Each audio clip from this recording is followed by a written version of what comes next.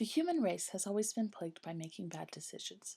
One of those decisions is to win a fight no matter what. It seems to be a mankind-wide survival imperative.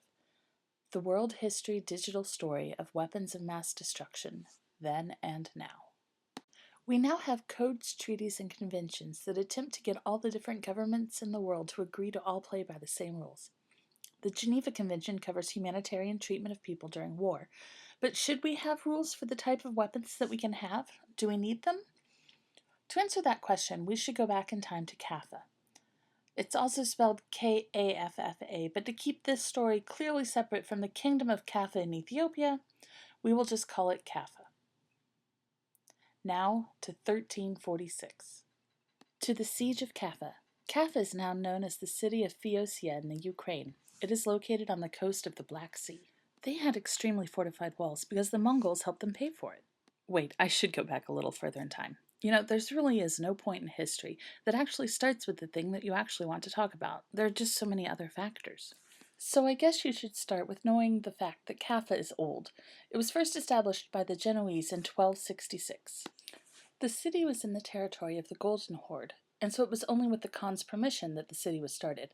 Due to its relative proximity to various shrines and holy cities, the area was full of both Christians and Muslims. Both sides were very devout, sure that they were right, and they both had a long-term distrust of the other side. Fast forward 41 years, and a man by the name of Toktai is the new Khan of the Golden Horde. During a dispute of unknown origin, a Muslim man was killed at the hands of a Christian, or of a few Christians. Toktai became involved when the Italian citizens of Sarai refused to hand over the guilty party to be killed as punishment. The Golden Horde's army came and captured Sarai, and then they chased down those who had fled to Katha. At this point, Katha was not well fortified, and when they saw that the Golden Horde was coming after them, they set their own town on fire. I'm not really sure why. Maybe it was an accident, or to keep it from being occupied by the enemy and to deny them the riches. Then, at any rate, they boarded their boats and they all ran away. The nice thing about owning a town is that you get a large percentage of their money. The nice thing about owning a strategically placed trading town is that you get a large percentage of a lot of money. Toktai died in 1312 and Osbeck took control. He invited the Genoese back to rebuild Katha. To sweeten the deal, he offered land at Tana and some money to rebuild. So Katha rebuilt and used the money for fortifications. They put up two massive walls, one surrounding the town and the outer wall surrounding the first wall. Katha grew and prospered until there were 6,000 people living inside the first wall and 11,000 living in the space between the inner and outer walls. When another Muslim was killed by one or more Christians, the town of Tana refused to give up the accused men. The Golden Horde descended upon them and took out the smaller town. Many refugees fled from Tana and went to Katha. The enemies of the Golden Horde descended on Katha. This time, the people stood strong and the walls did not fall. The Horde laid siege to Katha for almost a year. The Golden Horde became sick with the plague that had just begun in their territory. They must have caught it when they marched through. Now the Golden Horde's army was beginning to be decimated by the disease. Now we aren't sure if the next step came from advanced Mongolian science, where they discovered how one disease spread from person to person, or maybe they decided to demoralize their enemies. Perhaps it was a different way of disposing of their dead, or maybe they were bored and thought it was funny. Either way, they used siege weapons to throw their own dead over the city walls. Whatever the reason, the results were clear. The citizens of Katha came down with the plague.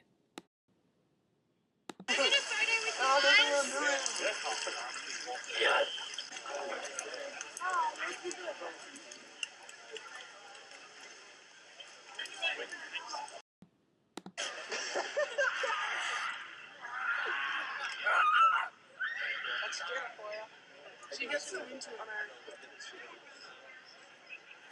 Whoa! This right quick.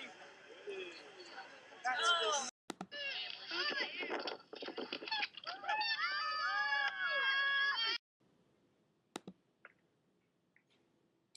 Some people panicked and fled for safety. The already infected people on the boats took off from Katha's harbor. They stopped at Istanbul on their way home to Italy and became yet another vector in the spread of the disease throughout Europe. What the Mongolian army might have classified as a practical joke on their enemies, we would now classify as a weapon of mass destruction. A WMD is a nuclear, radiological, biological, chemical, or other weapon that can kill and bring significant harm to a large number of humans, or cause great damage to man-made structures such as buildings, natural structures such as mountains, or the biosphere such as the ocean. The Siege of Katha would be further classified as biological warfare, also known as BW, or germ warfare, and that is the use of biological toxins or infectious agents such as bacteria, viruses, and fungi, with the intent to kill or incapacitate humans, animals, or plants as an act of war.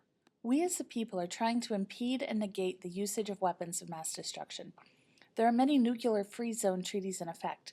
Most of them prohibit the research, development, manufacture, stockpiling, acquisition, testing, possession, control, or stationing of nuclear explosive devices in the territories of the parties to the treaty. It also prohibits the dumping of radioactive waste. In 1992, a convention was created to prohibit the development, production, stockpiling, and use of chemical weapons, now called the Chemical Weapon Convention, or CWC. As for biological warfare, there is understood to be a general prohibition on biological weapons, but it says nothing about the production, storage, or transfers, though that lack was addressed in later conventions, such as the Geneva Protocol.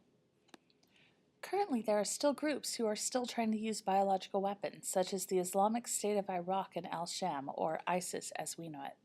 Perhaps it's in Cuba. It's alleged to be in Iran, Israel, and North Korea. Syria is being monitored for it, and a rebel group recently was raiding, and they found a laptop that had the plans for the creation of WMD in Syria.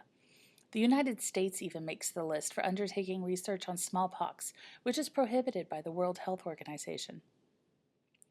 Currently, a global arms trades treaty was created to regulate the $85 billion weapons industry, and to keep weapons out of the hands of human rights abusers and criminals. That will come into force on December 24, 2014, after the 50th country ratified the agreement in early October 2014. The countries that are in favor of these treaties strong-arm the others into joining and abiding by the treaties by threatening to impose sanctions. They also are threatened with war. And when you are a smaller country, or a mid to large-sized country, but you are threatened by many other countries, you tend to behave. Even knowing all of these dangers, why would a country still research biological agents? In the case of the USA, there are no vaccines left for smallpox, and so they may be wanting to reinvent the vaccine. As for other countries, if they were planning on weaponizing, then they might be doing it because they think that their enemy country is also weaponizing, so it becomes a case of kill before you get killed, or at least don't look like the weakest country in the area. Many countries and organizations are heavily invested in making sure that everyone keeps to these treaties. The World Health Organization, United Nations, and the International Committee of the Red Cross all monitor and investigate countries that are believed to be breaking the treaties. The United States devotes massive resources to assist them and to go in and investigate on their own. The lesson learned from the Siege of Katha is that weapons of mass destruction, once released, can do far more energy than the original horrific intended incident. What happened at Katha is an example of humanity's desire to win. An overwhelming urge so powerful to the point where they act without being fully cognizant of the potential for death or issues far beyond the original intent, or if they are aware of it, they'll still have the intent to act for whatever reason. Treaties stopping the creation, stockpiling, and use of various weapons of mass destruction need to be created between countries during times of peace, so that when the tempers start to rise and the urge to hit that red button approaches, when the button is pressed, as it inevitably will be, only regular levels of destruction will happen, instead of mass destruction.